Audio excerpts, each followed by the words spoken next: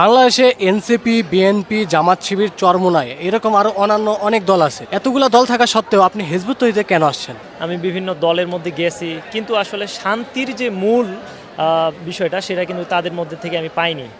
2023 সালের শেষ দিকে যখন আমি হিজবুত তৌহিদের কিছু বই পাই, বইয়ের মধ্যে দেখি, তখন দেখি যে আসলে আমাদেরকে একটা রাষ্ট্র কাঠামো, একটা পৃথিবী, একটা বিশ্ব কিভাবে শান্তিভাবে গড়ে তোলা যায় সেটার যে প্রক্রিয়া পদ্ধতি, এটা আসলে জানানোই হয়নি। আর অন্যান্য যত সব দল আছে এই দলগুলোর মধ্যে কোনো প্রকার কর্মসূচি নাই, তাদের মধ্যে কোনো প্রকার এমন কোনো কর্মসূচি নাই, এমন কোনো প্রক্রিয়া পদ্ধতি তাদের জানা নাই যে প্রক্রিয়া পদ্ধতিতে তারা শান্তি প্রতিষ্ঠা করতে পারবে। আমি মনে করি একজন হিজবুত তৌহিদের সদস্য হিসাবে যে হিজবুত তৌহিদের কাছে যে আদর্শ, হিজবুত তৌহিদের কাছে যে কর্মসূচি, হিজবুত তৌহিদের যে প্রক্রিয়া পদ্ধতি, এই পদ্ধতিতে ইসলাম প্রতিষ্ঠা করলে সমাজের মধ্যে শান্তি প্রতিষ্ঠা নিশ্চিত।